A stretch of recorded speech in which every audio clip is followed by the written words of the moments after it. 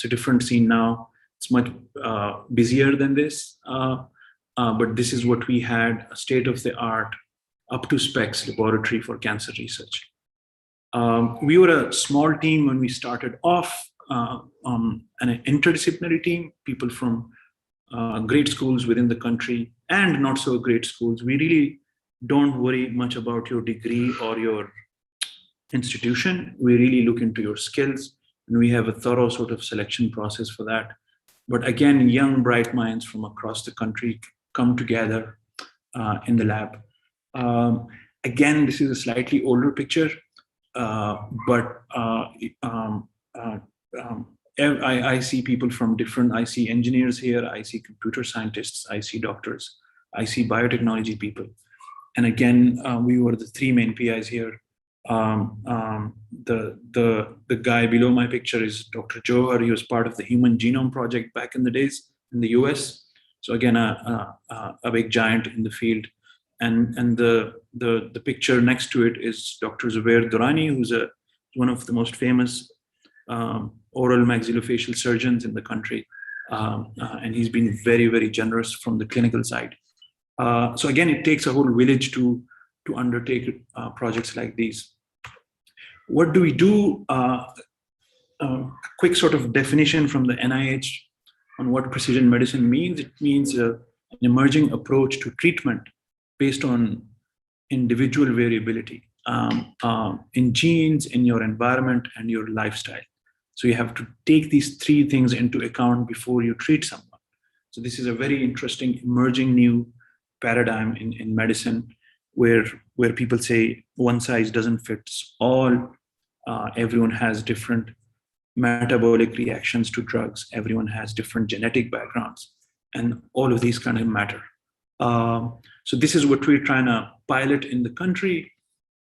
If you look at some of these statistics, if you look at the second one, 20% of the patients, cancer patients, die because of the drug, not the cancer. It clearly means we are going to an extent where we're almost killing people, a good chunk of people, a good chunk of patients, because we're not prescribing the right drug based on their profiles. And if you look at the statistic above, and I'm sure it's pretty much similar in India, the global 5-year survival is 62% for cancer patients, and locally it's half of it. So there's a lot of room for improvement that we could sort of make, and there's a bigger case as well where, as you can tell, if you have the genetic data of patients, you can reduce healthcare burden within a country. So this is like the broader aim here. And the 4 pieces that we've built and using is a biorepository where we kind of bank all the samples from patients. It's a very meticulously done procedure. You have to be very thorough with details. You have to worry about patient consent, about their data privacy, about their anonymity. And there are numerous protocols you have to follow. And then for the blood or tumor sample, there are still other technical protocols you need to follow to store them and keep them safe. And then we have a cancer genomics pipeline where we are able to read the entire DNA of that patient. We take a blood sample for his or her normal DNA, which is not cancer infested. And then we also take a tumor sample, which is his or her cancer DNA, to see what's the difference and what are those changes that are coming into play. Systems medicine is a new paradigm, and I'll touch on it with a figure later on. And then we also do functional assays, and please allow me to touch it later on with some figures. But these are the 4 pieces of the pipeline that we have. So again, a thoroughly done biorepository with samples stored at -80 or in liquid nitrogen. Then cancer genomics, though I usually use this sort of analogy where you have a single letter changed and that changes the whole meaning of the sentence. And that's the type of stuff we have in cancer. Why did we choose oral cancer? It was because it's dubbed as poor man's cancer. It's unique to the subcontinent in terms of prevalence or incidence. It's pretty crazy. Like if you look at mortality versus incidence here, Pakistan is above like the entire group, and India is one of these two. So we're in the same boat pretty much. So it's pretty terrible because of all the chewed tobacco, the pans that we consume in different cities, and of course, smoked tobacco in terms of smoking. India also have an alcohol issue which contributes to this. So again, different risk factors in different areas. This is the systems medicine approach. So we not just look at the genomics of, let's say, 100 patients, but we also have their digital pathology and radiology images. We have their health records, and we're also building another stack on top of what we have. So it really makes a candy shop for any machine learning or AI person with the amount of data that you have around a single cohort of patients. And this is pretty unique. I dare say it's very rare in the world these days to have all these data sets for the same cohort of patients. We try and upgrade our computational sort of power, and we do a lot of computer intensive tasks. This was just a shameless plug for a new machine we had called the Little Beast. This is what we mean by functional screens. So when we get the tumor sample, RA is in the lab here. Khadija is leading the game here. We culture the cells, the pieces of the tumor inside these flasks, give them the right sort of humanly sort of environment, and fool them into growing and dividing and spreading across the dish. So basically, these are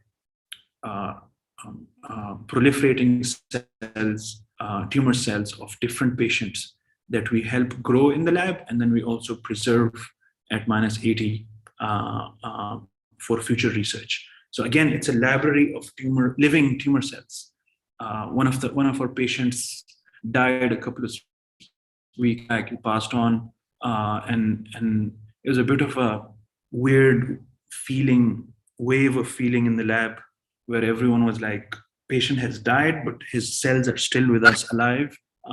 So we had a lot of ethical discussions around that as well. But this is what we mean by functional screens. It allows us to test different drugs on cell lines of local patients, not white Caucasian patients in the US. So this really contributes to data on local populations. This is how we launched our study to recruit patients. This was one of our banners that we had circulated around the hospital.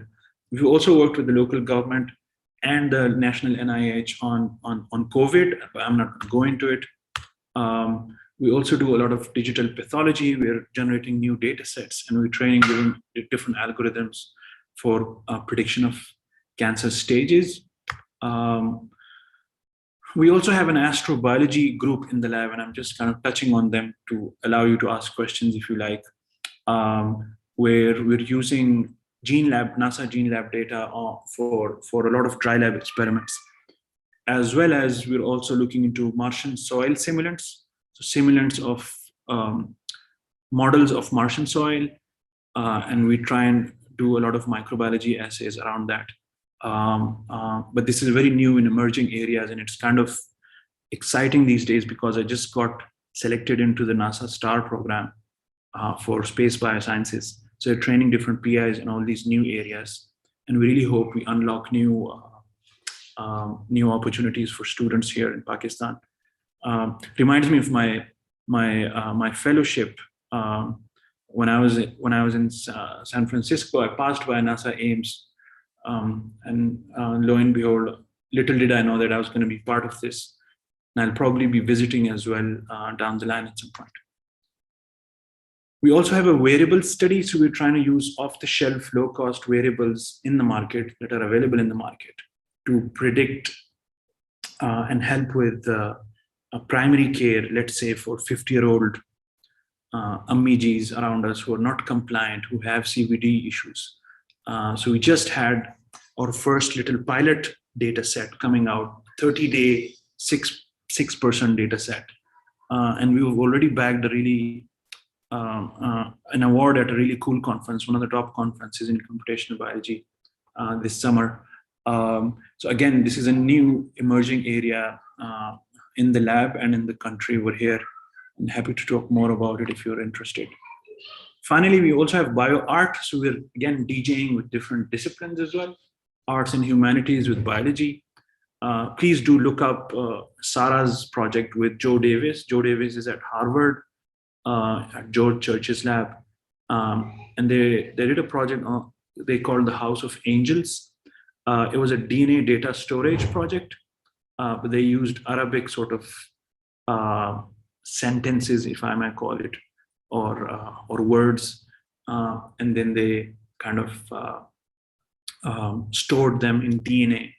And I'm not going to spoil it for you. Just look it up. They just won an award at Ars Electronica in Vienna, and the project has recently been chosen for a top tier museum as well, and it's going to go on display in spring next year. So again, different things happening in the lab, overlapping things, but inspired by each other, but in different areas, which really keeps us excited. And personally, I love mixing all these different things, and I'm proud of the liberty I have and I've been given here to do so. So the teams, let's move on to the culture side of it. The teams are clearly distinct. There are different skill sets. Cell biology, molecular biology, clinical and patient care, data and machine learning, protein networks, and also, of course, a lot of hardware, especially open hardware. So again, managing teams which are different and keeping them excited at the same time and giving them the confidence to start speaking to each other to hatch new ideas is very much easier said than done. And I'd love to kind of pick your brain if you have thoughts on how to do this. But these are some of the insights that we had. These are just our partners. So life at the lab is pretty real. We're dealing with real cancer patients. This really kind of sunk in when I met some of the patients and I saw them.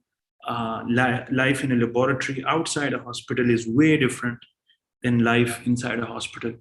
And then seeing all the terminal COVID patients at the ICU, which we sampled, was extremely difficult, and it took a toll on our team as well. So it's pretty real. It's not, again, research for the sake of publications. It's research right next to patients, which makes all the difference and which really, really drives us. And it's cross-disciplinary. So again, it has its cons. People don't speak each other's language. They're shy. No one wants to sound like an idiot. It's also scary and outside your comfort zone. So that kind of challenges, and you need to really give each member the comfort and the confidence that, no, it's fine.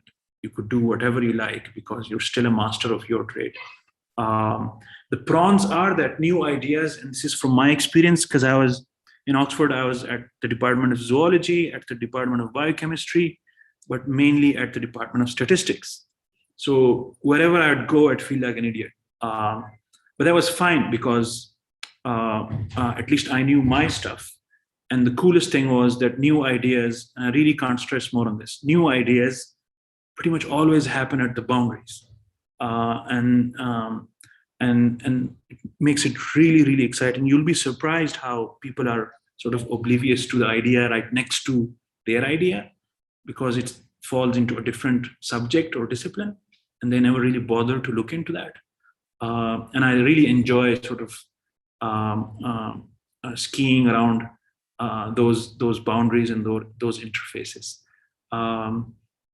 Things speed up really fast because you're not waiting for a collaborator somewhere else who is an expert in that area. You already have that expert in the team. So, you come up with an idea and immediately you can prototype it in the next few hours up to a few days. You don't have to wait for weeks and months. And it's thrilling as well. When you're surrounded by really smart people in different areas, it really it's a high. It really is a high, and it really keeps you going. So there are cons and pros and cons both to cross-disciplinary work. We're also independent. We are part of a university and part of a hospital, but we're also not part of anything. So semi-independent probably is the right word. And we're also very independent at the micro level. So I don't go around and chase people and see what time they came in and what time they went out. It's all about goals. We interact once or twice a week. Everyone has a specific goal and they kind of have to own it and they run with it. And they have to solve it using everything available in the lab. So it's a lot of freedom, but comes with a lot of responsibility. So we're very, very harsh against casual absence, punctuality issues that we have in our culture sometimes, poor efforts or poor delivery in some cases. And yes, the hardest part of keeping a great team is to say bye to who can't fit. It really is hard, but again, it's important, it's very necessary. And this, the last one, the difficult one, is part of my JD, part of my job to do that, to make sure the pool of talent remains rich and energetic. We give constant feedback to our team. We also kind of take care of their careers. We're not, it's not about a certificate or a recommendation letter that you write for someone. It really is about helping them plan their entire journey and set their expectations and give them the confidence. So I personally and the lab always try and makes it a point to help with this. We have journal clubs, we have retreats, we have hackathons, we have sprints. We have a really nice common room with lots of coffee and chai, and a nice notice board and whiteboards with ideas to make sure everyone's having a good time outside their work as well.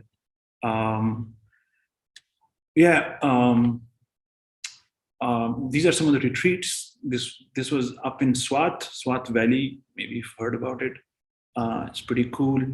The lab has been growing, and this year it's been a bigger cohort. It was a bus full of people. I don't know what's going to happen next year, but again, we're very excited. Some people have issues about Peshawar. We've had a lot of sort of bad share in the press for geostrategic reasons. But again, we're trying to break those stereotypes, and people are coming from the bigger cities to Peshawar to join us and work with us, which really, really makes us proud. These are some of the values. We do sprints in the team to remind everyone who we are and who we are not. And I'd love to share more about this if you like. We also have a clear sort of mission statement, which is to glean every single data point available to optimize cancer treatment and minimize ineffective treatment to help every cancer patient and their household.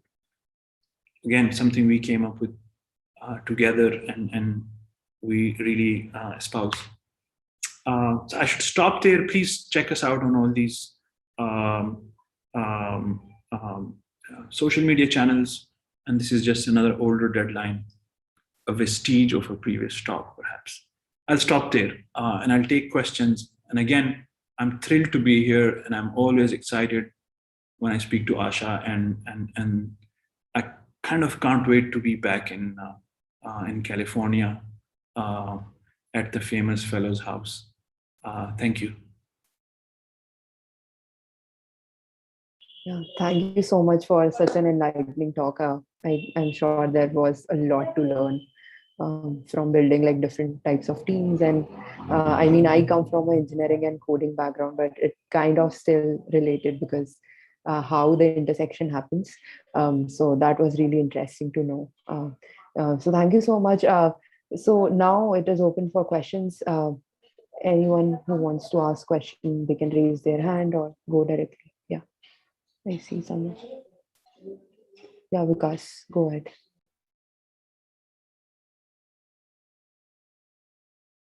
Yes, you are on mute. Yeah, so my question actually is this, because first of all, it's a very, I think, very specialized job that you guys are doing, and I think you guys are somehow putting a lot of effort to collect information around how you can, because PM seems to be a very, very specific thing. So my question is around the talent pool that you talked about, because I think everyone who contributes, no matter how small or how short their stint is within this lab, uh, how do you ensure that the learnings that you guys are having, these, like, what is the way that you have your knowledge base at its place, at its core, so that it is unaffected or largely unaffected from the people who are coming in, and let's say they are leaving after 6 months, or like for whatever reason you might have to let them go. That's Uh, my question. yeah, thank you. Good question. It's difficult, but the way to do it is to keep things very transparent and to allow things to flow around in the team. If it's going to be one-on-one PI to let's say a staff or a student, then it just remains between the two of us. And if there's any loss or someone leaves, then everything just goes away, right? But if it's part of a team, you saw 5 different teams that we have. We also have project-based teams. So you could be part of your team, but you could also be part of 2 or 3 project teams. So again, there's a lot of spillover over there, and people tend to retain ideas and share ideas within those teams and groups. And that's how we kind of keep the momentum.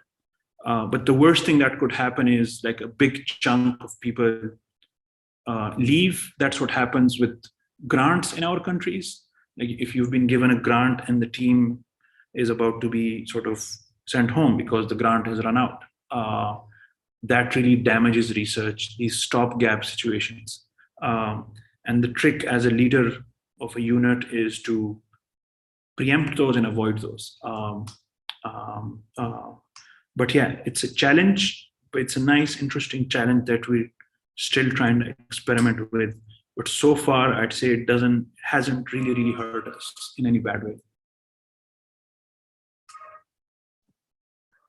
Okay, thank you. Uh, I'll go next if no one is in the queue. Hi. Yeah, was there someone? So please go ahead if you want to, or I can take. So Farm, you can go next. I can go after you. Okay, sure.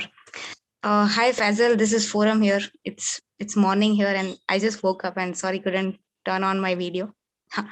And yeah, it was so much inspiring to go through this presentation, and yeah, very much inspiring. I used to run Makerspace in my college back in 2017, and on a very small scale, and of course not in this very high tech domain space. So I have very few practical questions from the experience that I had. So uh, so again, I had a similar question to Vikas, that so one is around IP, who owns the IP and the distribution of that. Then second was around the leadership. Third, so I don't know if it is your full-time job, or like, uh, where is the income of the people who are leading and organizing it is coming from, and how the model is sustainable in terms of people who are organizing it or maintaining it. Then the third was around this, similar to Vikas, how you are um, carry forwarding the same project, because these are research projects and it would take few years to come out, and it might happen that the team with which it begins might change over the period of years, and then how again there is a complexity in the IP also again there. And then third was, do you also is there is this plan of giving away the leadership to the next batch of people every year, or every few years or so, like, is there such a leadership sustainability system in place, and all those uh, uh, questions which I had in mind, and again, very inspiring to see this, a building from scratch. And yeah, I enjoyed it a lot. Thank you. Lots of interesting questions. So IP wise, it's pretty straightforward. It's very liberal. We haven't had the problem of IP yet. We've had not problems. We've had questions around, let's say, authorship. Who's going to be the first author? Let's say that's like a younger sister to the IP question, right? We are going to have IP questions down the line, and I can clearly foresee that. But to address both at the same time, I think the answer is trust. The team should be able to trust the PI or the leader as to how he or she assigns authorship, or let's say the percentage on any IP, for example. If the leader doesn't enjoy if there's any lack of trust, it really complicates the situation. We really make sure everything's very much clear on paper once they join, but we also make sure we win their trust and we keep their trust. So we've never had any issues where people claim something different to what we've assigned. Everyone kind of is able to trust that. In terms of IP, I don't know what's going to happen down the line, but we have a few products coming up, and I think one has to be liberal. One has to, like, if my consortium begins to say that, oh boy, 60% IP belongs to us, and the rest of it belongs to you guys in the lab, then it just destroys everything up front. This is what I also tell the government. Be very, very liberal for the first 10, 15, 20 years. Let things begin to happen. And then you can sort of ask for different shares. And the same applies here. We're going to start at the bottom. So the actual inventors, the actual people who came up with the idea and who did it on the most, and we'll be chalking that out pretty soon. And the second question you shared was leadership. So passing on. Again, before passing on, I have another problem to deal with, which is that we are almost 40 people now in the lab. I can't see them every week. I can't see everyone every week, even once properly. So this clearly means I need a second tier in the middle. So I've already been working on it for the past 4-6 months now to cultivate that mid-tier who can make sure the day-to-days are dealt with, especially by the younger people. The repeat mistakes that we have, or the first time mistakes that we have, the mid-tier should be able to deal with that, clean that up, make sure everyone's running, make sure everyone is spending their time wisely, and making sure the PI knows, the leader knows what's happening in the lab. So I keep telling them, your job is to make sure that I know what's happening on your end. If you think I'm not up to date and I've not been briefed, then you're not doing your job. So again, the problem I have before passing on the baton is how to develop that mid-tier, and I'm sure a time will come where you'll have to have another tier of leaders. But again, good questions, and things I'm being challenged by as I move on. Was there a third question? I'm sorry. It was around financial sustainability in terms of, as I told Ki, I don't know if it is your full-time job or how the leadership is. Yeah, so it is a full-time job. It's more than a full-time job. These days, with the new positions I have, I really have to work double full-time. So I come in the afternoon, maybe take a power nap, raise my kids for 2 hours or an hour, and then go back into the lab till midnight. So it is a full-time job. In terms of funding, we've had a giant grant from the government, which has a year or so left now.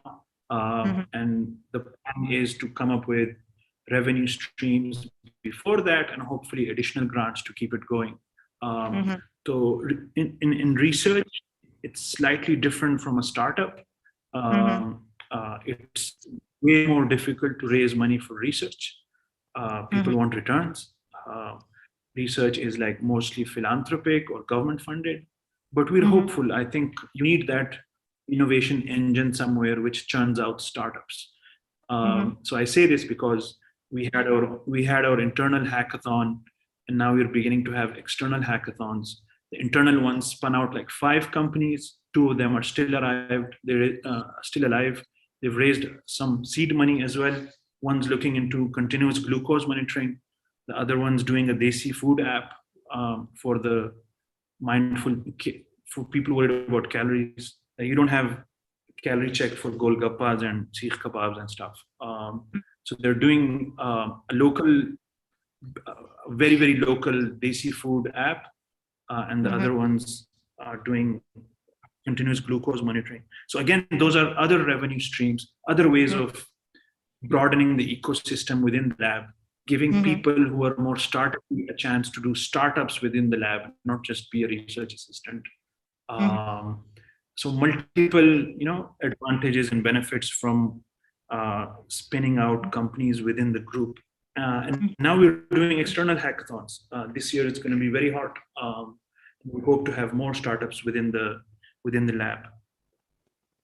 Interesting. Sorry, Kash, I'm just take I one hope more that minute. Yeah. I'll just take one more minute and say that.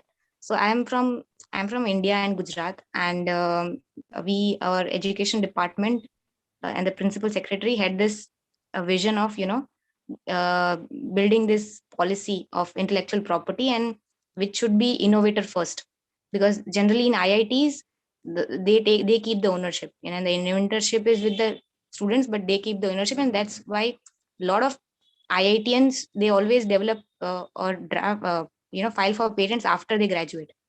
So that was the problem there, and this government of Gujarat education department had drafted this policy which is innovator centric and innovator first and all that, and I was one of the lead in drafting that part. So I would like to share it with you. You can just have a look and have such. So they have all so we have all covered all aspects, when you're passing on the team or spinning off, and also the range and all of that, significant contribution and all of that. So you can also have such a thing in place if the problems might start happening for you now. So yeah, that's a small comment there. And Kash, over to you. Thank you. Please do, and congratulations. That's very progressive of you guys and your government. Normally, people just copy and paste American or British policies, which they don't realize those institutions are 200, 300, 400 years old. In Oxford's case, 1,000 years old. We're still cultivating an ecosystem, right? So we have to be very generous upfront. Yeah, sure. I have your email ID. Will share you that. Lovely. Thank you. Hi, Faisal. It's absolutely a pleasure listening to you from Peshawar. I'm Kash, and I am founder of Life at Lahore. We are trying to start a talent incubator. We started the city advocacy campaign, and it's been quite loud. And this creators community is now said to be the largest creators community in Pakistan. So 2 basic things that I'm facing challenge at the moment is either collaborate with the university and partner with them means getting a space inside a university. And then what I learned from few of the friends was the grants will be easy. So a lot of grants are out there that are focused towards universities, and setting up a talent incubator would be a easier step instead of going to either NIC or Plan 9 or something else, or even taking our own space, because the sustainability challenges. What would be your expert advice? And I would also like to connect you offline.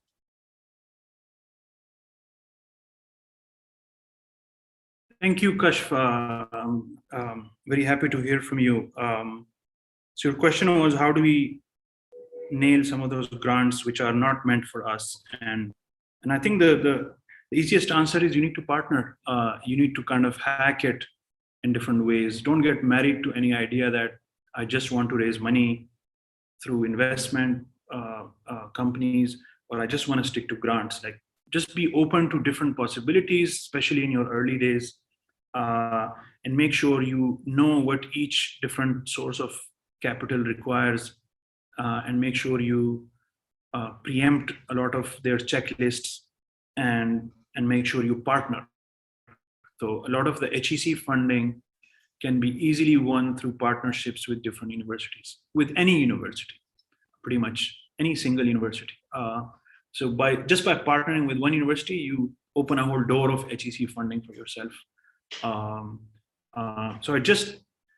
I think in hindsight, you just need to be a bit more flexible to different ideas, different sources, different little pivots on your way, and make sure you preempt things, and not worry and whinge about things. You know, our people kind of try to overdiagnose situations, overthink and worry and say like, "Ye nahi hoga, this is not going to happen. This can't happen over here." Well, that's not your job to whinge and whine about whatever is going wrong. I think your job is just to hack it. Just come up with a solution, find a way out, and just do it. And preempting really, really helps. If you wait for something to happen and get back to you, then you're wasting time and hurting yourself in the way as well. If you preempt things, it really helps. I don't know if that makes sense. Thank you, Faisal, and I would like to connect with you offline because I'm trying to explore a few public-private partnerships here in Lahore. Absolutely.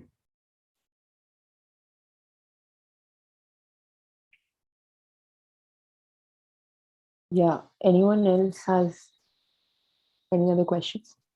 I had a question, if I may. I think we still have 2 minutes. Okay. Hi, Faisal. Thank you. That was a really nice presentation. I only had one question, mostly with regards to sort of hiring and sustaining people. And my question, I mean, I come from a different field.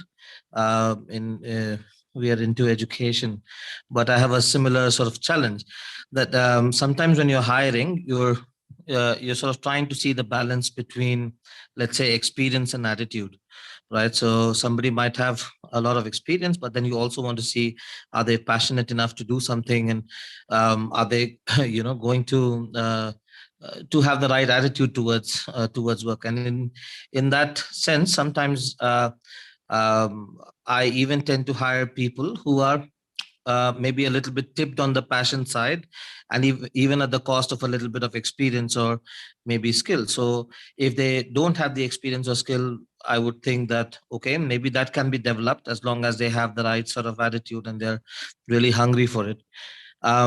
So do you do this also? Do you sometimes hire people who you're not so sure about the skill just yet? Maybe not, they don't have the so much experience just yet, but they have the right attitude. And then how do you get them to that skill level, or how do you help them sort of reach that point? How much time do you give them to sort of really fit into the role and do very well? Great question. And if you had asked me when I started, I had no clue. And if you ask me now, the answer is very easy for me. If you want to solve a problem, you need a skill. You need a person with a skill, right? The right skill. If you want like to run a machine learning classifier or to train something, you need a person for that skill. If you're building a team, you really, really need someone who shares your passion, brings the right attitude and the right energy to the team. I've hired people like Ivy League types who are snobbing people around and belittling others. That's just toxic for the team. That just dismantles your existing team. And now you're worried about how to kick him out because he's destroying whatever you've already built, right? Yeah.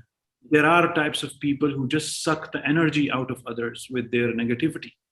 Oh, this is not going to happen. Oh, it never happens here, for example. That sort of stuff every day. If he keeps on talking, she keeps on talking about like that every day, they suck the energy out of the team. So again, if you're up for building a team, skill is needed, but of course, but talent, attitude, and culture, and the right passion kind of really matters a lot. If I'm given a option whether to choose a highly skilled person or the right culture fit, I'll go for the culture fit with my eyes closed. I can always get a freelancer to solve a little problem which this new guy might not be able to solve. But I will never risk bringing a poor cultural fit to the team.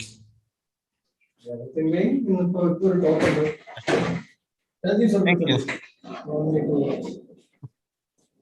So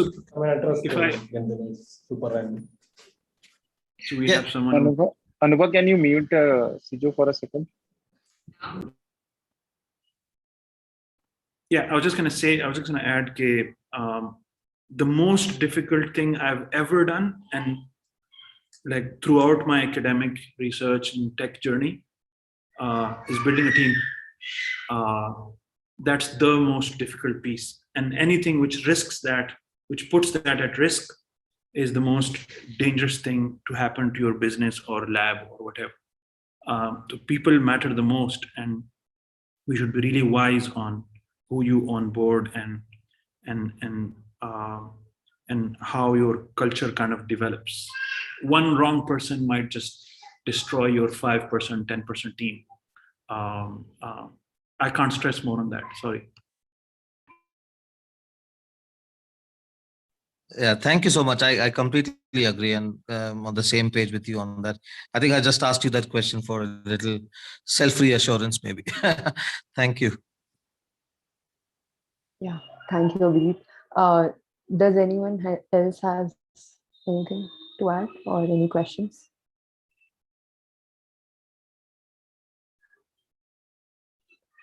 I guess. So any other last comments from you, Faisal, before we close this session, to anyone? If you would like to add something. I just wanna say a big thank you, and we're all privileged to have someone like Asha around us, and who's looking after the community and who's trying to give back in different ways. I think we should leverage this as much as possible. The wearables project was inspired from the people I met during my fellowship in California. I've recently been appointed as advisor to the minister here for science. And one of the projects we got approved was for a science museum. That was directly sort of influenced by my visits to science museums in California and in Boston during my stay. So I frequent Boston a lot, but I've never visited California except for this fellowship. So again, small sort of demonstrations there of how these little things can help you down the line. So again, I'm really grateful, and I'd love to connect to any one of you whenever you have anything to share or ask. It's sometimes we're short of helpful people who can listen to you and give you some candid, unvarnished feedback. Most people do not like to upset you, but we need people who can give us candid feedback so we can succeed. But again, thank you so much, Anuba and everyone here. There is one question, I guess. Sorry to interrupt. There is somebody who would like to ask questions. Please go ahead. Yeah, Umar Farooq, this is. अस्सलाम वालेकुम रिजवान साहब, बहुत शुक्रिया आपकी presentation का। और नाम उमर फारूक है और स्टार्टअप का नेम बोलते रूप है। बेसिकली हम लोग जो है वो सॉफ्टवेयर प्रोजेक्ट पे काम कर रहे हैं जो कि नॉर्मल टेक्स्ट लैंग्वेजेस को ब्लाइंड की लैंग्वेज ब्रेल में कन्वर्ट कर देगा और इंक्लूसिव ब्रेल बुक्स बना सके ताकि इंक्लूसिव एजुकेशन पॉसिबल हो। तो मैं असल में आप पेशावर से हैं, तो मैंने कहा मैं शायद वहाँ विजिट हो, कुछ मिनिस्ट्रीज वगैरह से मिलने के लिए, इंट्रोड्यूस करवाने के लिए कॉन्सेप्ट आना होगा। तो I would love to meet with you actually in Peshawar. Is it? Sure, Hello. Please reach out. I'd love to know more of your product, and I can make any introductions for you that you like? Yeah, that's why I want to look into that. Thank you so much. Thank you. Are we all good, Yeah, Anuba? thank you. Yeah, definitely. It was a really great session and lots of learnings, and definitely not from same field, but the team building and everything. I mean, it just got me goosebumps, and I completely relate to all of the things that you say. So, thank you so much for enlightening us and talking to us. I'm really sure there is a lot to learn from you, and we would be definitely connecting with you, sharing your emails with the fellows so that they can connect with you and talk to you anytime they want after this as well. So thank you so much, Faisal. It was really great to have Absolutely. you today. Yeah, Absolutely. yeah, thank you. So we already have Take our care. next speaker. Bye. Yeah, yeah, thank you. Sure. So we already have our next speaker on the line. I would just give a brief introduction about him, and then he would be enlightening you about him, his journey, and and then would be taking your Q&As. Sijo is here already. So he is a founding CEO of Startup Village and also the founder of Rethink Foundation. He has been also appointed by central government of India for advising on science and technology policies. A lot of things to learn from. And he has been a fellow in 2013 batch, so a long time. I'm glad to have you here, Sido, and I hope that all of us have a lot of things to learn from you. So over to you. Thank you.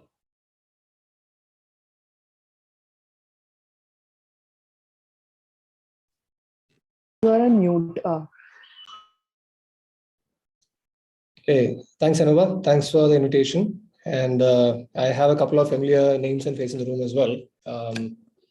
I definitely know Vignesh and Abhijit. Vignesh, we had a brief chat yesterday also. So good. So I guess today's session, my intent is mostly to just get Abhijit, thanks for running into again. So my intent is mostly to just get myself introduced to the cohort. That's generally been the cohorts I've been, the culture in which the Raja Circle Fellowship has, been continuing. I'll broadly just cycle through some of the things that I've done in life. So I ended up doing a startup way early in my career. So right after college is when I ended up doing a startup with a bunch of my friends. It was called Motwani. It was in the mobile VAS space. I hail from a typical middle-class family in Kerala, which is in the southern part of the country in India. The context here being not a land known for entrepreneurship. So my dad and all were government servants. So I was also in the path to take up a good employment, take up engineering or medical. So those things were happening. So one thing led to the other. We ended up setting up a company. We did reasonable. We did manage to raise some angel financing very early on. A couple of my friends and co-founders were still in college when we raised the first round of capital into a company. This is back in 2005, so it's a bit too early. Startups were not exactly a known term back, not just in the state, but generally in India as well. So even my batchmates did not really understand the keyword startup and why we are doing this. Good thing was that those who are familiar with how the country progressed, right? Good thing was that was a time when most of my batchmates and that engineering college grads were getting jobs left, right, and center. Infosys was hiring in droves. So the good thing was that we had a bunch of friends who had places where we could crash, and they used to take care of us of food and drinks and everything. So it was a lot of good things that way. So what I pretty much did for the most part of that initial years of my early startup was travel around cities and keep meeting as many people as possible. To give more context in terms of why we ended up doing that, we were about 9 people in the team. Only one chap knew to code, the rest of us knew only to speak. So, and that chap was very clear that he's not going to build something unless and until we get him some customer validation. So the only thing we knew was to write emails to people and pitch something to people. So we kept reading stuff online and kept telling everyone that we could do this, we could do that. Half the time it's only when someone says yes, we had to come back and figure out abhi kya karna hai. So do we even have the ability to build this stuff? Those thoughts always used to happen later. So a simpler way to talk about this, we were always figuring out more and more interesting things to do. One of the good things we figured out much earlier in our cycle was to cut through middle management and speak to CEOs and founders very quickly. So we realized that talking to middle management keeps going in a loop. They'll say, "Haan, hum baat karte hain, ye nahi hoga." So that used to be the typical refrain. And by the time we started speaking to founders and CEOs, they were a lot more receptive, they were a lot more interested. So we picked that insight very quickly, and we started getting good at from the skill point of also to how to quickly navigate or bypass the middle management, quickly speak to people on top. Today, it's a lot more easier because of Twitter and face of the world becoming a lot more democratized. Us din pe utna nahi tha. We had to still figure out some way to get some emails and get things moving. But that was our biggest insight, right? I mean, founders and CEOs, they were far more receptive to new ideas and listening to people who are trying out new things. And subsequently, after raising our financing also, if I have to be brutally honest, and this is an audience where I can be also, right? Most of our initial ideas were stupid and crap. We hardly knew anything. We thought these are amazing ideas, but with the benefit of hindsight, we know that none of those ideas would have worked in the market. But as we started talking to people, and people started giving feedback saying that there were two parts of the feedback. One of the part of the feedback that ye kaam nahi hoga. But the second thing is that at least you guys are doing something about it. So, chalo, why don't you try this? This might actually work. By the time we started doing reasonable business, we started working with telcos, the Airtels, Vodafone's, ideas of the world. By the time we started doing reasonable business, almost all the ideas we ended up doing came from people who we spoke to. They said that ye nahi hoga, but ye try kar lo, aisa kuch ho sakta hai. Eventually, it took about 1.5 to 2 years for us to get a sense of how the industry even worked, how the business models worked and stuff like that. So it's only after that we started realizing that abhi samajh mein aa gaya karna kya hai, and then we started shifting various things. So we took a lot of time, and there are multiple story threads here. One is the story of us figuring out a lot of things along the way as first generation entrepreneurs, and we realizing that these things can be done. Initially, a lot of entrepreneurship literature, or if you speak to someone, people end up saying that you have to have this perfect idea. You work for a few years and then decide to start up. You had all these notions of how was the perfect way to start up. And when we went about our own journey, we realized there's no perfect way. And by the time we got to that insights of how the mobile industry worked, we realized that, hey, almost all these things people like me or people like us and our batchmates could do. Just that information access was very, very difficult. Technology access was super difficult. It was way more difficult for us to get access to Airtel servers because they would not give servers access to a bunch of young kids who claim to have something. So getting that server access was our biggest, I would say, bottleneck in terms of turning an idea into a business. The moment we had access, then we could ourselves say that, hey, we could build a lot of things on top of that. And the moment we had access, another thing also started happening. People started getting directed to us. Iske paas access hai, why don't you start speaking to them? Maybe you could do a partnership with them.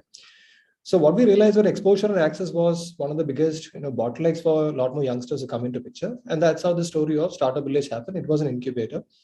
It was a public-private partnership incubator. We got a Government of India support and a grant. We were the first private company to have received a grant under that particular scheme.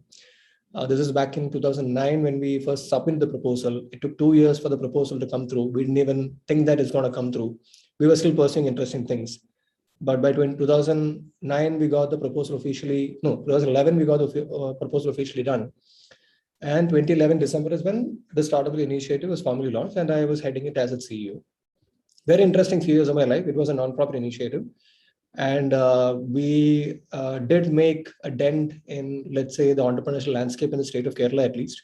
We definitely got a lot more youngsters aware of entrepreneurship and a lot more youngsters, especially college students and all, getting into the path of entrepreneurship.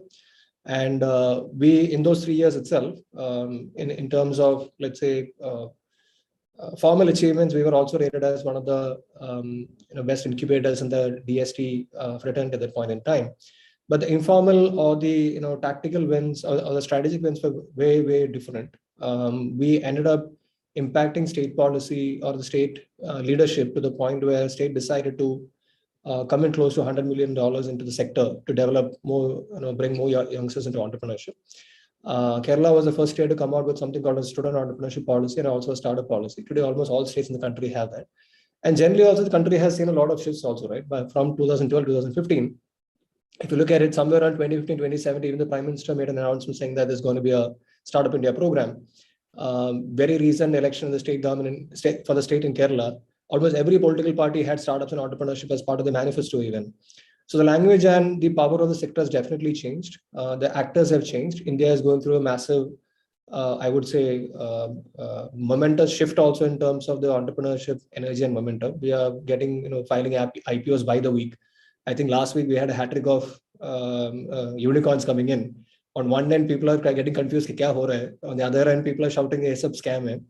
But very clearly, what has also happened has been a very, very big shift in terms of how people think, work. If you look at the young talent these days, they don't. I think most of the smarter ones don't even want to work with governments anymore, much less even the big corporates as well. When I was growing up, ITC was the poster boy of where you wanted to get to. My dad would have been super happy had I gotten a job in ITC. When I was growing up, ITC was the one who was, Wills was the brand who was backing Indian team. And that Indian team used to go to Australia, get beaten back and blue, left, right, and center. And I still used to wake up at 3 a.m. in the morning and watch those cricket matches, record those matches, and keep playing it again.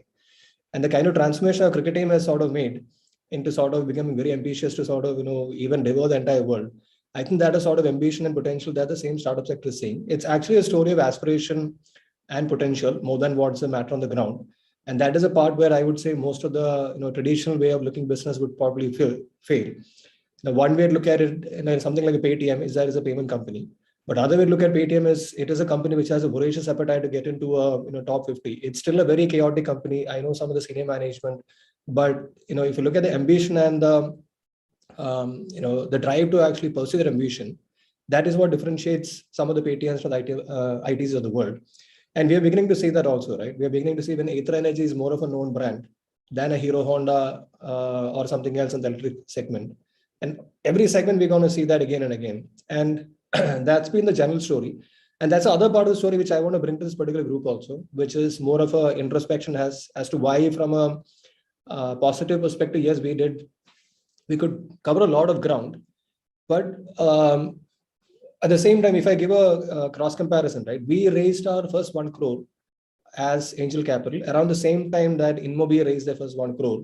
And Paytm was still in the 197 similar business space that we're operating in, right? 15 years down the line, on an absolute level, we have just still done well for ourselves. But by virtue of the networks and the exposure and the ambition that they're part of, right, the kind of trajectories everyone draws is very different. And it was, again, a Kerala phenomenon. We decided to be based in Kerala, which is great on several counts. But we probably should have been a lot more outward focused in terms of looking at the business landscape and changing and stuff like that, which again is a function of exposure, right, and the kind of guidance that you get.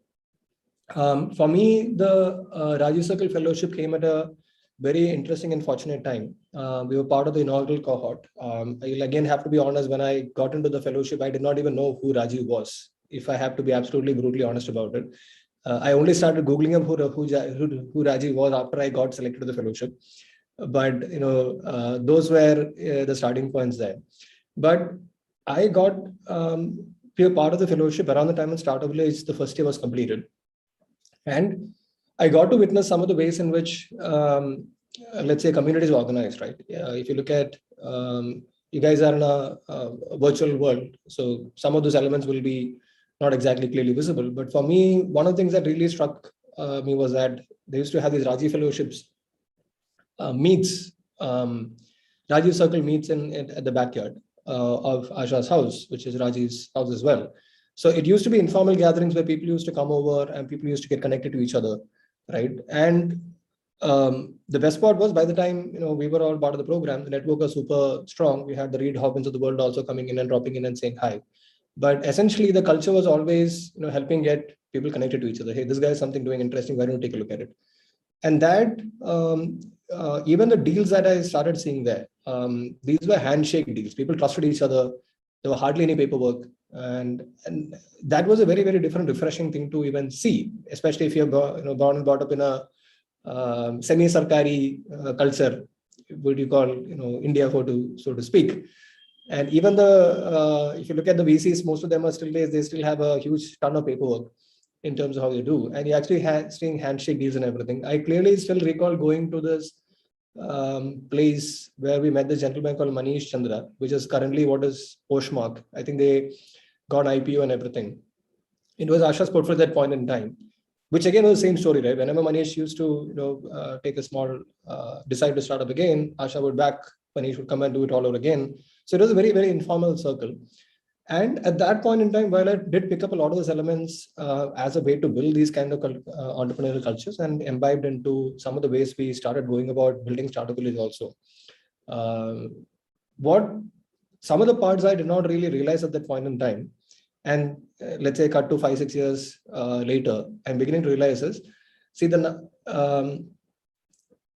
there is also a different challenge which you will keep running into as and when you start becoming slightly successful. You'll have a lot of people, hovering all over you, and the number of companies that got derailed after tasting initial success and actually heading on a good trajectory, it's unimaginably a very repeating phenomenon. So even more important, so there's one part where community and culture helps when nobody's there to really help us out, so we sort of start helping out.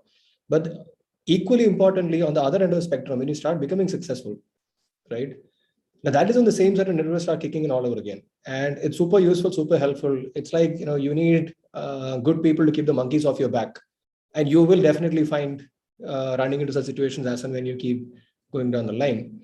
Trust-based networks is the only way you can start doing amazing things, because at certain point, it's very difficult to, even communicate information. How much NDAs you'll keep writing. I mean, you'll start realizing some of those things only when you start, connecting stories back, and when you start seeing some of those founders. I can't cite the entire story. One of our IG Circle fellows, after raising a phenomenal, massive round, becoming a poster child, and everything, his entire company went berserk, and it was more of a corporate governance issue.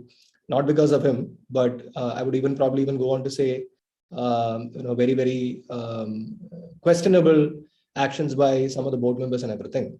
But having said that, so who you decide to work with, who you decide to pick on your board, who you decide to have as investors, all these makes a very, very critical role in terms of both how you grow and how you actually get derailed as well.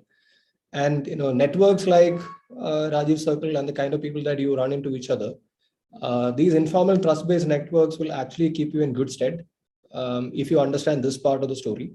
But at this point in time, you are mostly getting a sense of building more exposure. Vignesh Wester is saying that he's considering shifting to LA for a while. Sorry, SF for a while.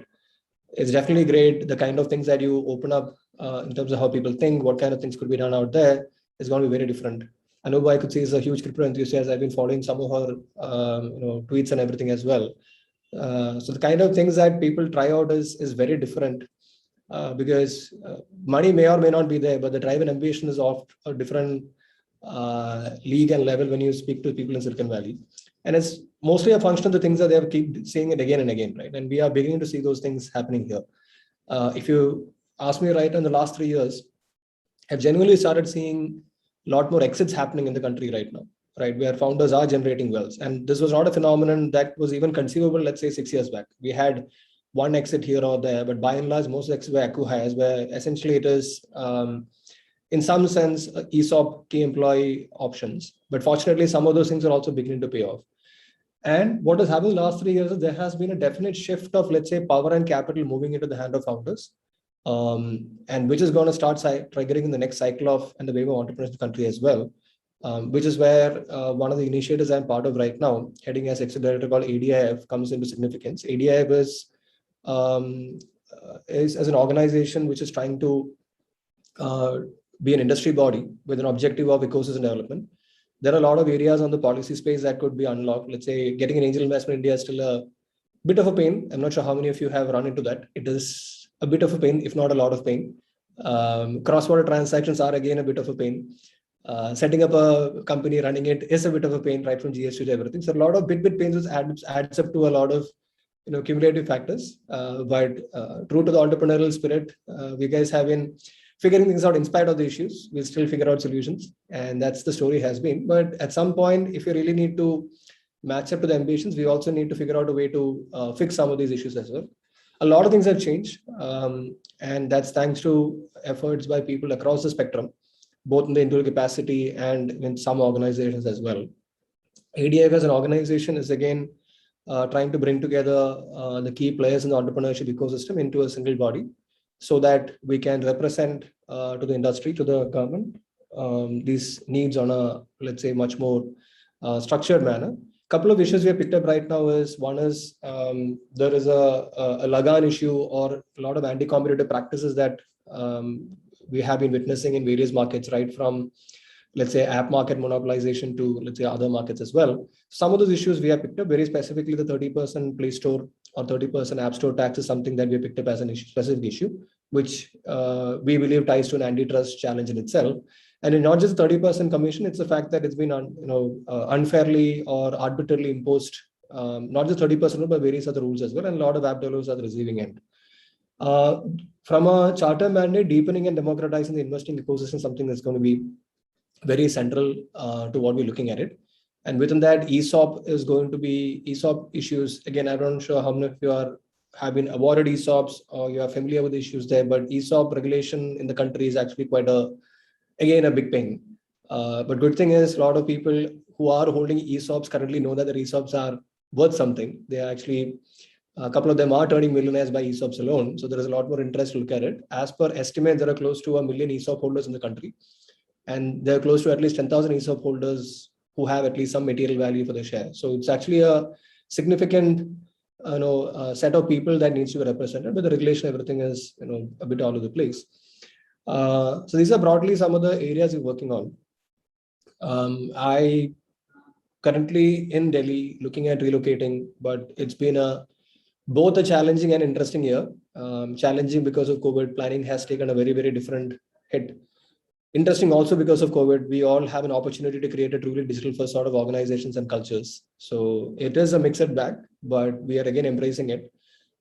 Traditionally, industry bodies have this challenge of you're almost always based in Delhi because some of the key decision makers or the government is in Delhi.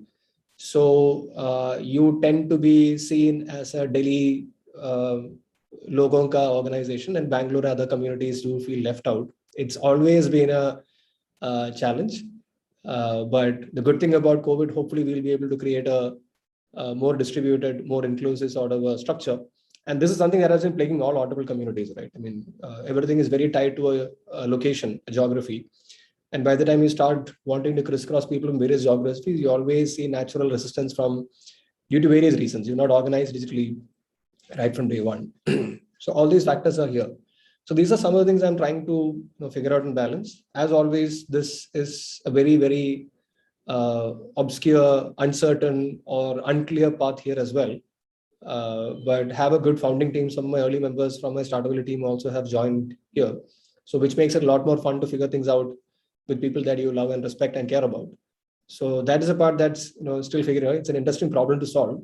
And if we do figure out and get on the other end of this particular problem, it's actually going to unlock a lot of value, not just for the country, but for our personal equity as well, right? So it's an interesting trajectory. And going back to some of the sentences Asha says, hey, I've given you something, now you run with it. So we are running in different directions. Hopefully all these things will start tying together at some point in time.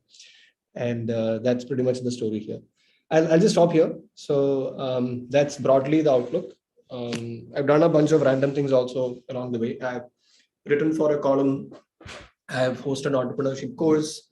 I've just recently been part of a TV show, which is a reality show just to inculcate entrepreneurship or evangelize entrepreneurship of Kerala. So I've done a lot of bunch of random things as well. I've picked up a lot of consulting engagements. I worked with government of Rajasthan to take 100 students from their state to Silicon Valley. I've also been part of this initiative called WEQ, which is an initiative by anitaB.org for identifying and nurturing women founders, tech women founders in the country. So I've been a consultant to them since 2016.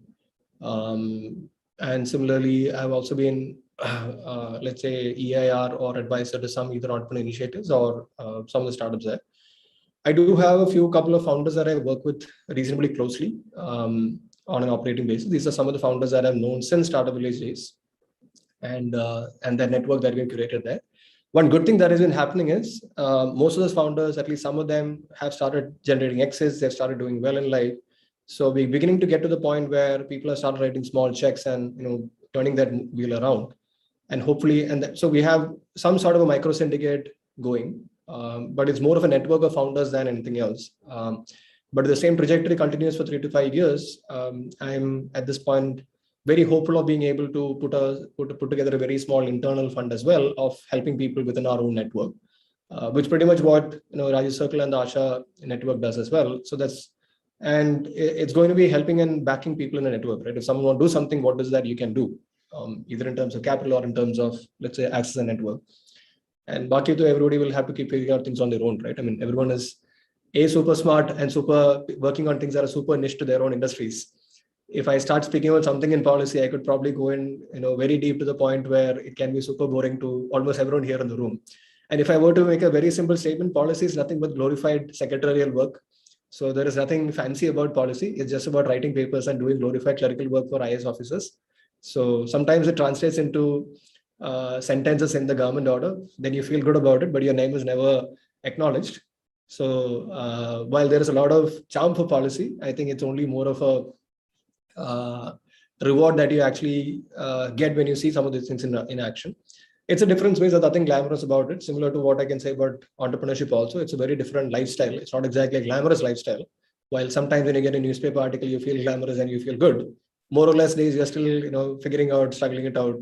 And you are confused almost all the time in terms of what you need to do and what you need to figure out. You get clarity for a couple of weeks and then things change. Sometimes even good things also happen, then things change. You still need to figure it out all over again.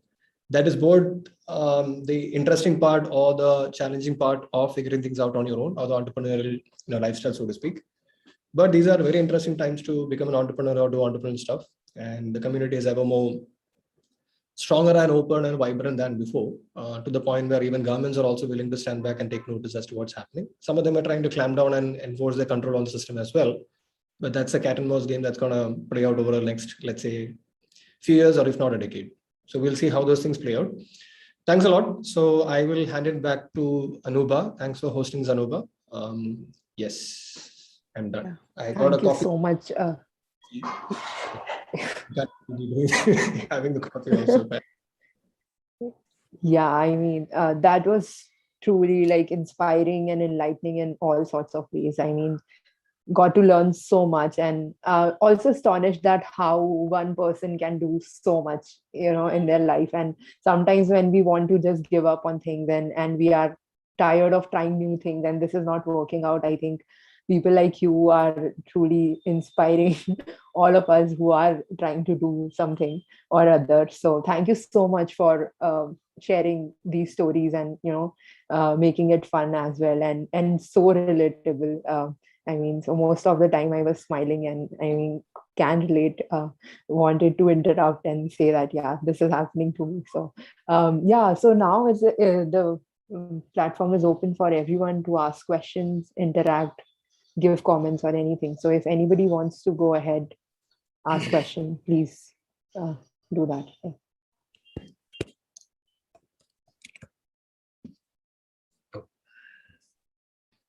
I'll go first.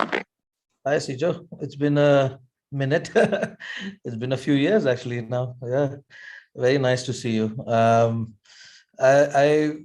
actually now beginning to sort of realize the things you've done in Kerala when I when I hire people from there, and there is no way somebody does not mention the word startup village at least once or twice in a coffee conversation. So it's really something.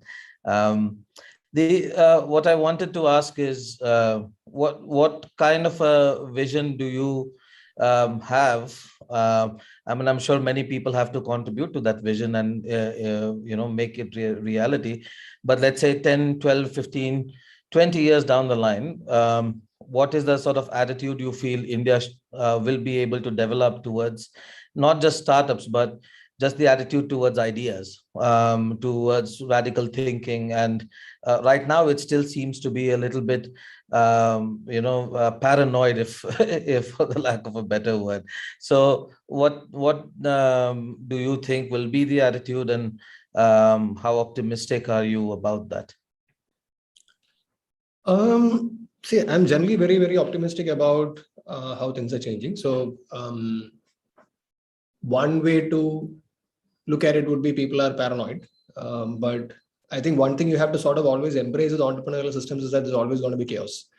Entrepreneurship or the entrepreneurial communities are not exactly very, very structured. These are not 5-year plan sort of a structure. So it's going to be a lot of chaos. And even if you look at the economics, how companies built out, right? I mean, A lot of companies die out, and some of them will be picked up by series companies. So it's a consolidation process also, right? So there's a very, very good economic engine behind the chaos, right?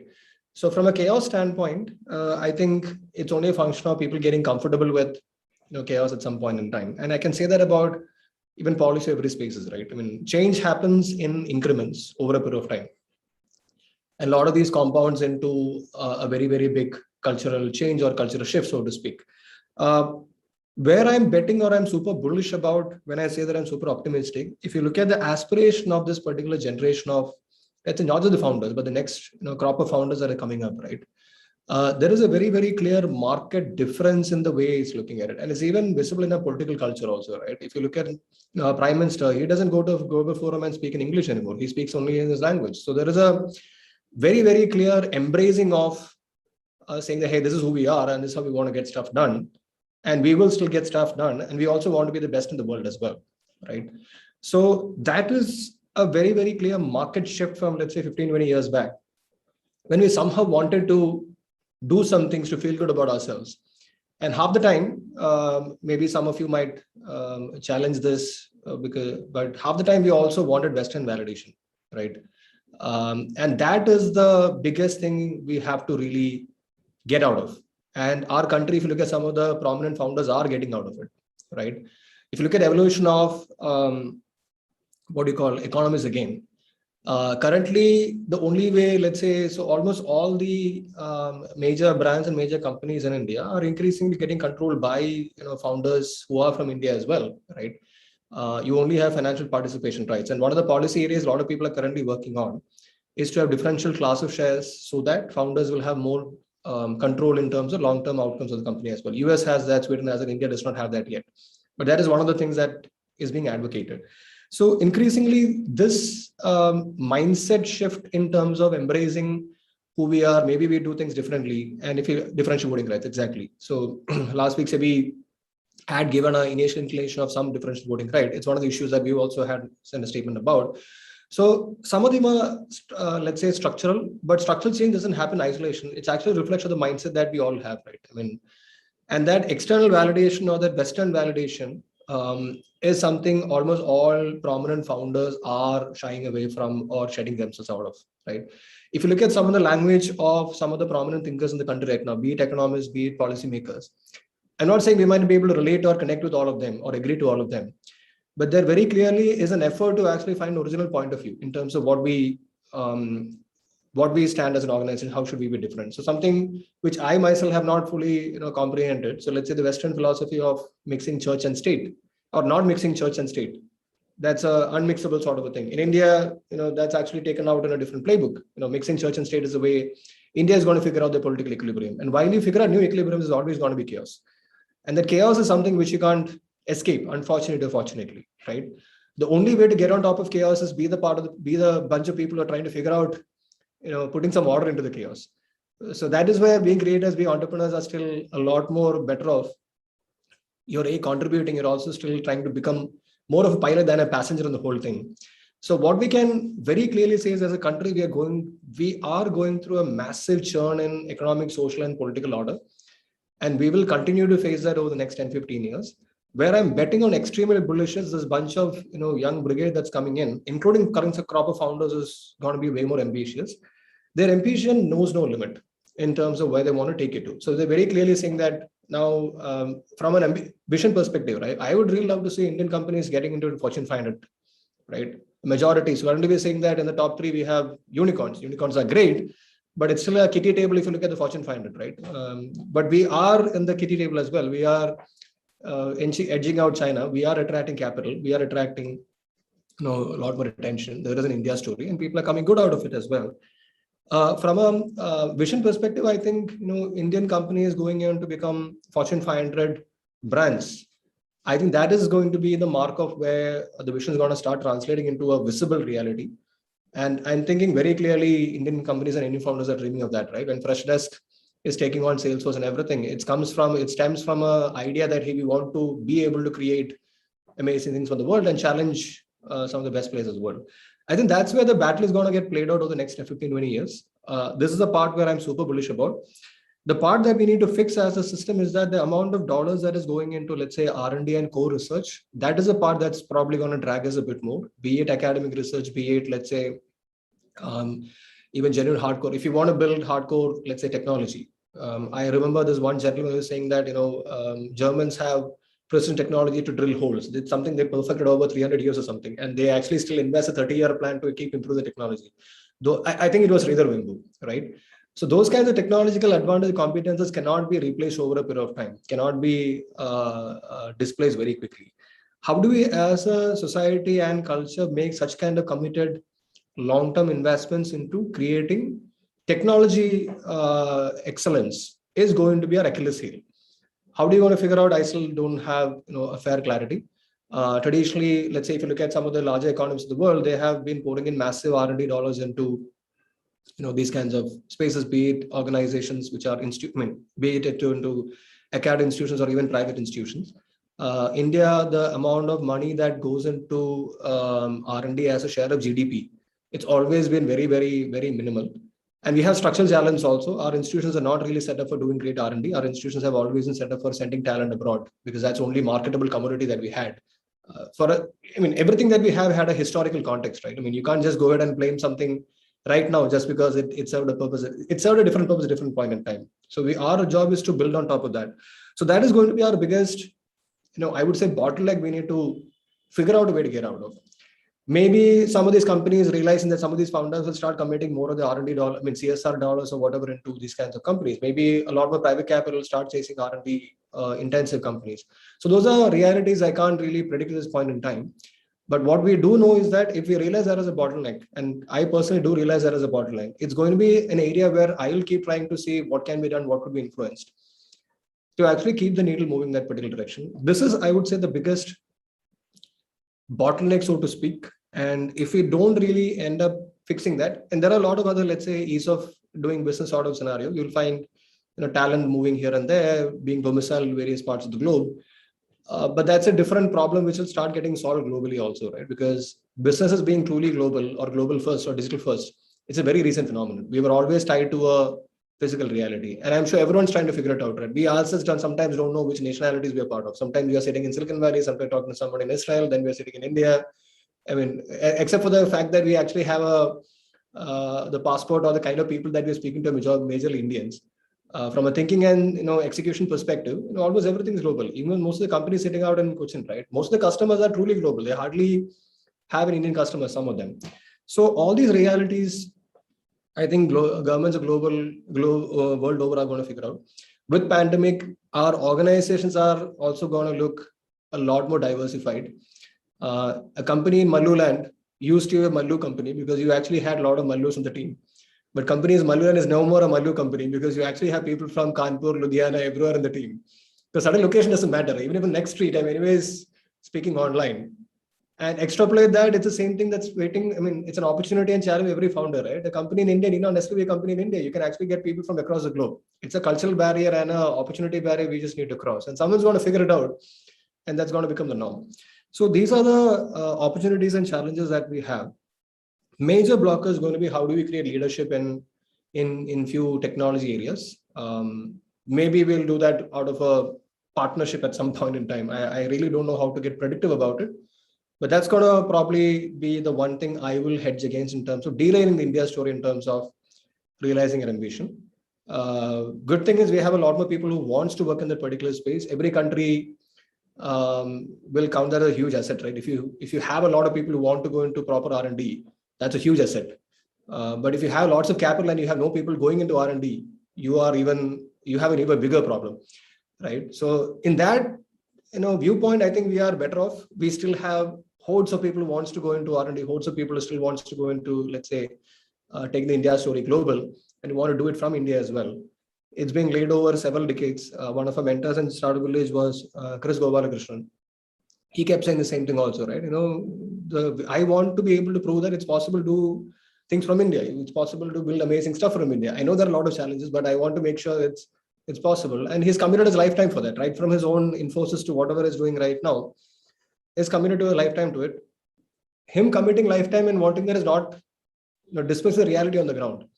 it's still wanting to be able to make a difference, because a few people doing that is only going to create the momentum and the energy and the inspiration for others to follow suit, and also knowledge for others to follow suit as well.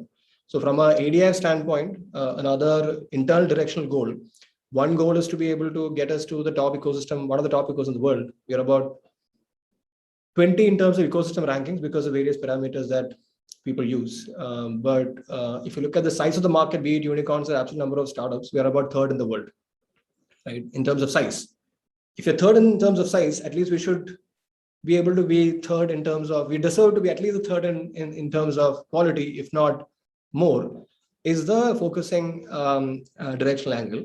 But having said that, who set these ecosystem rankings, right? That's another second part of the question. So while we keep focusing on that, we will keep looking at who are the ones at the ecosystem ranking. It was someone in Israel. It was not really the rankings or the parameters which we still feel. So we will take a critic of that along the way. And the directional star is the way you build companies and cultures and organizations in India may not be exactly how you did in Silicon Valley. All of us started by reading the lean startups and Silicon Valley model of building companies. Now, 15 years down the line, we now, with the Zomatos and the Paytms and the Olas getting to a first level of maturity, a startup becoming asset class in the country, we have a knowledge base of how to build companies for India, right? I mean, with the UPIs and all coming in, we have a very different first principle knowledge also, and first principle societies as well. And what we truly believe is there should be a way to document and make sure this information is accessible, be it by research, be it by partnerships and everything. That's the only way we can actually build a knowledge base. And it's only where by building a knowledge base that we can say that, hey, maybe there's an alternate way to build companies, not just Silicon Valley ideology. So is there Indus Valley ideology and Indus Valley playbook of building companies and building organizations? That is our North Star directional goal. And we believe such an ideology or a playbook will be more suited for emerging market, 21st century businesses than the traditional model. You look credit cards and UPI. I think that's the simplest way to look at it. Credit card is still a relic of the past. And we still are trying to fix an internet economy with credit cards. And UPI and cryptos are going to be the way forward. So this is the way I would look at it. We do have very, very clear challenges, but we've always had that. So if I trial back to Startup Village, well, I only said the part where we got the approval from Government of India. I didn't say the part where we said that we still had to figure out 10,000 square feet of space and to $500,000 of funding to matching grant for the Government of India. We had absolutely no clue how to figure it out when we got the paper, but we did manage to get it. And thanks to the fact that we didn't have that kind of capital disposal, was the reason why we had to reach out to a lot more people. And that's how we landed with Chris coming on board as a chief mentor. He is the one who said that I'll put in the $500,000. State government came and gave the 10,000 square feet space. And it's thankfully those structural weaknesses that really led us to reach out to these people.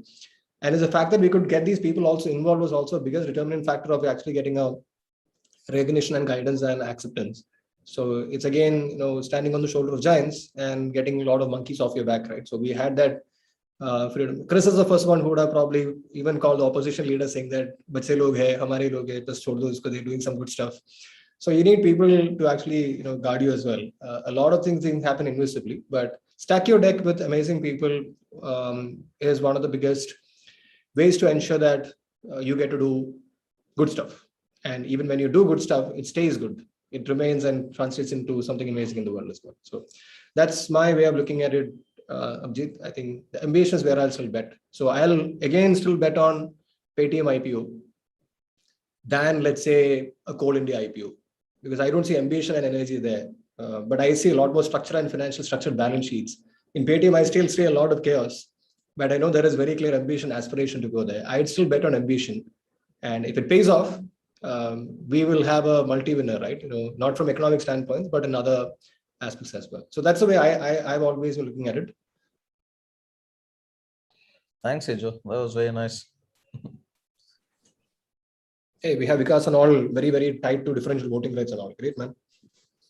Yeah, hi, it's Joe. First of all, very enriching discussion. Reason being because I've been a bootstrapper and I've faced actually these problems. And when you are a bootstrapper, so you go down the rabbit hole and discuss all these things. So I have been to these DVRs and stuff. I got to know, okay, how Google is still sustaining this thing, because even though they own very little percentage, answer is DVR. So all those things. But I would say, and I would give you my little bit background. I come from this blockchain fraternity. I've been very fortunate to land myself into blockchain in very early 2016 and learn through the whole part for the whole year. And it was not about the crypto's financial side of it. I was always fascinated by the tech part of it.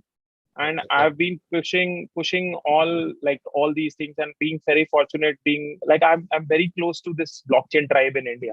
And when you just mentioned like blockchain and crypto gonna be the future, I still feel so. So do you have any sort of discussions, dialogues getting internally? Can you give us like, because to be very, very frank, it's very uncertain, and I have been very vocal in the fellowship. I really want to move to, let's say, not personally, because now everything is like the whole geographical leverage is anyway getting dissolved. So Silicon Valley and is still getting dissolved, but yes, as Asha mentioned, it is gonna take at least 10 to 20 years. The name still has a charm. Yes. So my point is this, like what where it is heading internally, if you have any insight over this, because it's getting us like a huge unrest as a founder in me, because I really cannot talk about crypto very openly, even though I teach via Facebook Live. Teach in the sense like whenever I get time from my busy schedule, just for like unwinding, I just teach a small thing to my, let's say, connections and stuff, like about something which is happening, let's say NFTs, DAOs.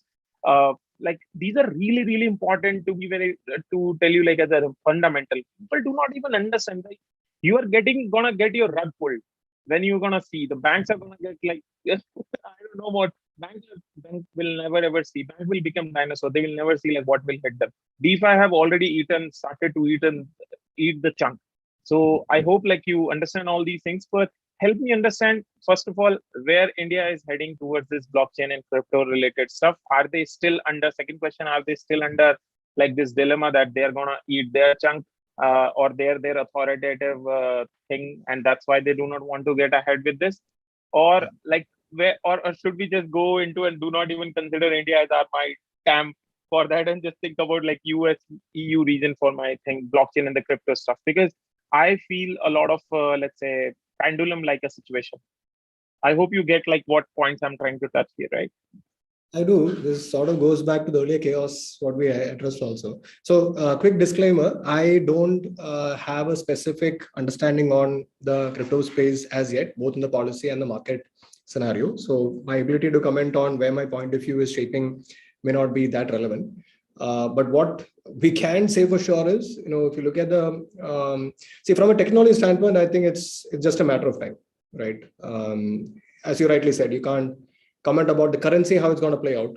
That's still a, anybody's guess as to how the world order is going to react and, thing.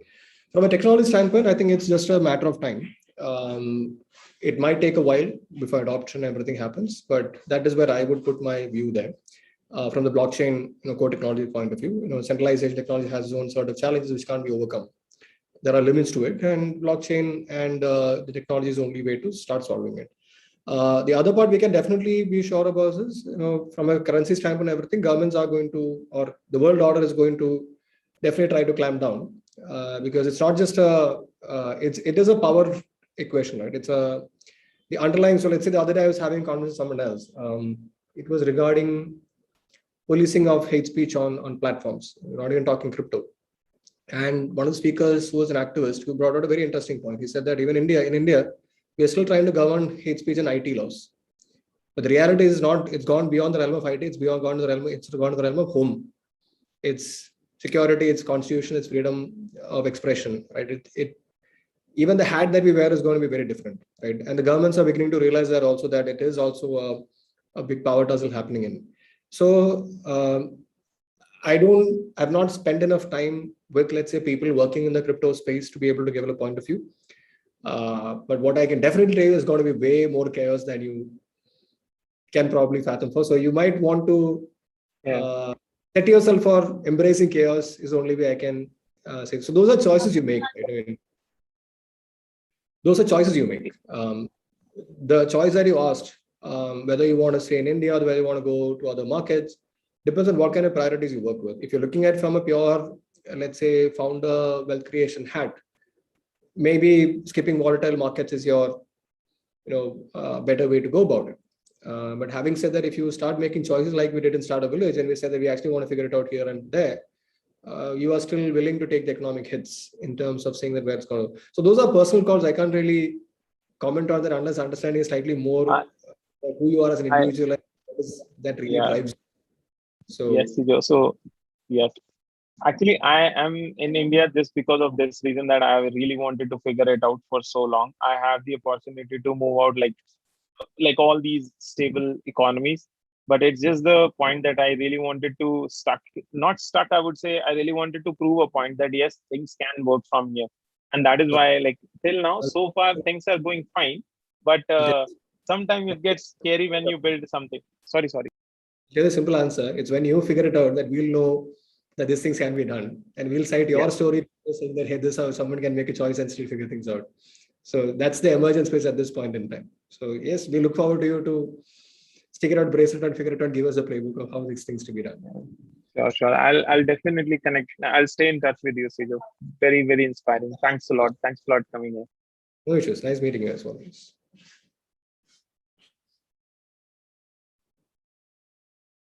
Yeah. Anyone else having any points, comments? If no one else has a question, I just want to say hello to Sijo. Hey, this is Nandita from Kochi. It seemed like your face was familiar. Do we know each other? Have met? What do you do, Nandita? I put on a lot of hair, like, since COVID. This is Nandita from Forward. Okay. Right. Yeah, so just wanted to say hi from me and Abraham. Right. So, just not sorry. But I was also there, is it? Yeah, he is not part of the fellowship. He's here behind me there, just saying hello to you. Yeah, to Abraham also. It's been quite a while since I've last run into him. Yeah. So glad to know about ADIF and what's happening. I know Tom also joined you. I brought Tom and Jibin with me, so they are not yet in Delhi, but Tom and Jibin has the founding team there. Okay, I don't know Jibin, but I know Tom very well. And anyone else from the old Starter Village team? Meera, Gokul. None of them. We're still in touch. Gokul is with Upeka right now. Meera is with Ling. So people are around. Rupa just recently moved to Salesforce as a team. So everyone is involved in various capacities, informal and otherwise.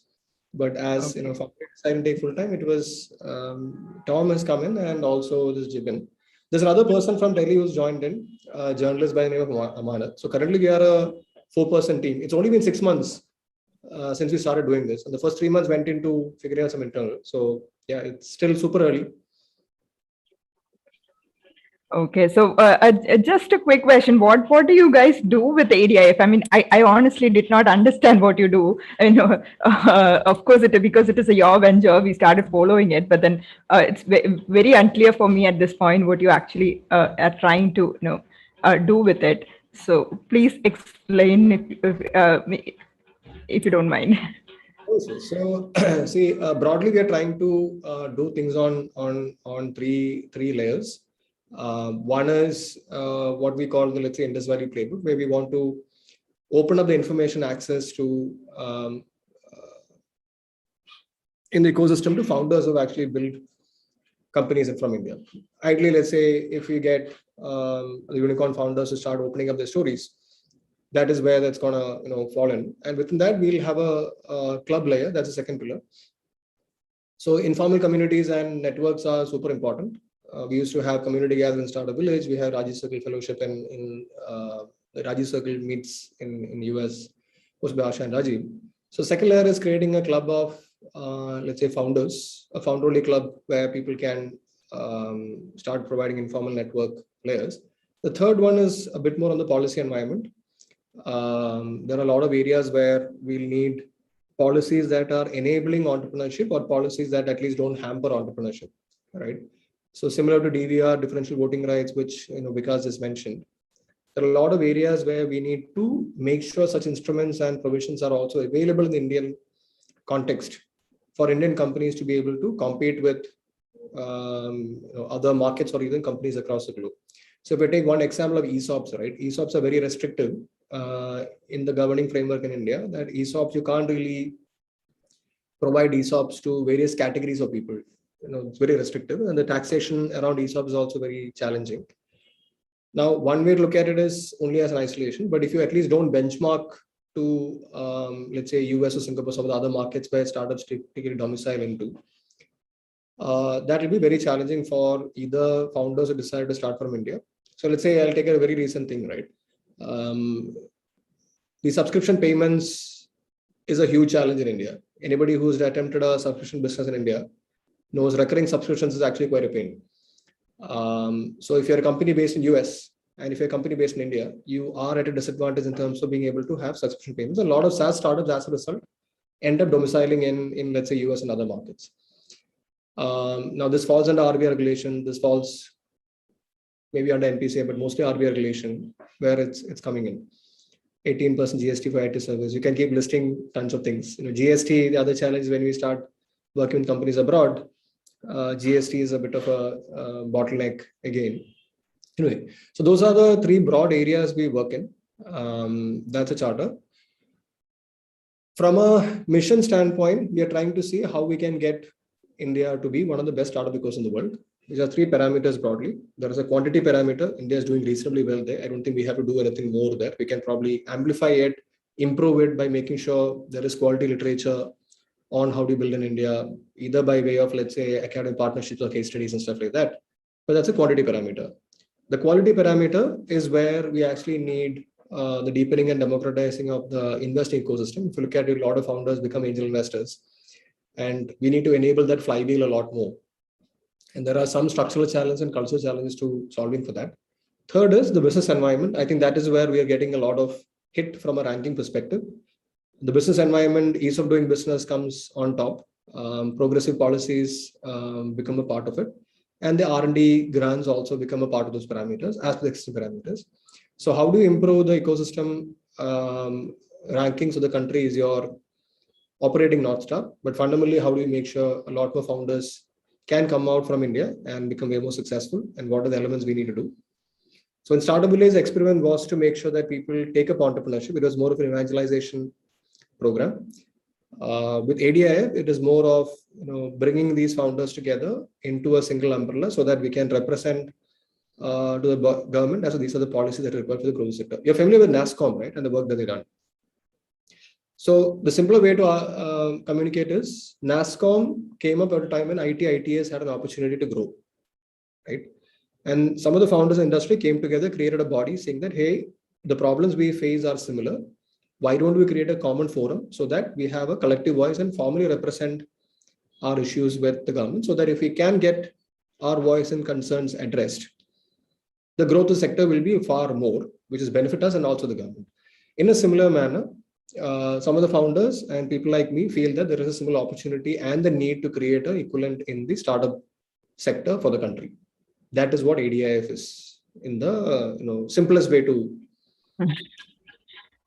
Yeah, got it, Sijo. Yeah, actually, I think you should start with the, hey, we are the NASSCOM, we are trying to be the NASSCOM equivalent because it makes a lot of sense to everyone else. And yeah, so just to give a context to everyone else, so Sijo's company, Motwani, invested in our first startup called Forward Media. So back then, I don't think Sijo was part of it in working level, but then he came back with Startup Village. So for me personally with Sijo, it was like, mainly I was recuperating from a fall, and then I used to use his office as my Startup Village office basically to stay and, to recover. So then back then one of his, all the employees who were working with him, it was not like an employee situation. Let me be very clear. It was more like friends working together, and it was a fun environment to be in. And all credits should go to Sijo, because right now it's a very Sarkari setup post Startup Village. I'm there. I have been there, so it's a feeling to go in there. The space, it has been, used to be a fun space, and now it's not. And one of his people who used to work with him was Ashik Kalam. And my better half entrusted him to make sure that I would be staying on top of my health. So I used to actually take over Sijo's space during that time, and then sit in his office. So that's it. But anyways, a semi-sarkari culture, right? So if no, Oh, without any effort, we always default to sarkari. yeah. So, and now the starter village is no more, but now there is something that's replaced it with called KSUM. And it is more like what you would expect from a government setup. And although a lot of good things has come up from it, like Super Fab Lab and all that, but then still the culture is quite different than what it was. We're talking about trade-offs, right? They have a lot more resources to put together Fab Labs in place. Yeah, so I was just thinking about it, like see, if we had these kind of resources, like what you could have achieved with Startup Village is quite different from than and the investment that's going on into all these things. But then back then, it literally used to carry that the poles that when the Java, I forgot his name, the guy who started Jaga. Yeah, so Freeman, yeah. So the poles, you used to carry the poles literally to make the buildings. I'm not joking. Like I have a photo of all these guys carrying. I was just in the sidelines, clapping them on. All these guys carrying the poles to build the structure. Actually, so if there was so much investment going on at that time, what could have been achieved was quite different. Yes. Well, let's see how things shape up. Who's this young girl in the group? Is there a young girl itself I'm seeing? Yes, yes. Yani Rajani.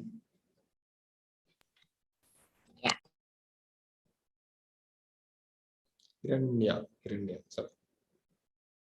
It's okay.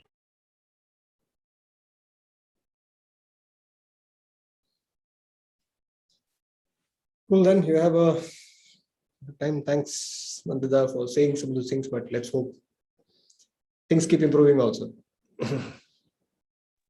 True. Thank you, Zijo. It was very, very, very amazing. Thank you. Thanks for your time. Thanks, Vikas. Yeah, Siju, thank you. And maybe we don't have to stay out of touch for 5 years before we speak again. So let's find some time to catch up afterwards. Yeah. And all the best with everything you're doing. Thanks, man. All the best to each of you as well in everything that you all are pursuing. So I guess we can wrap up, right? The person who's hosted, I think I don't see her anymore, Anupa. So someone can take the call. Yeah, I think we can just close. The time's up also, so we can all just end the meeting. Thanks, Sijo. Thanks, everybody. We can hop off now. Bye.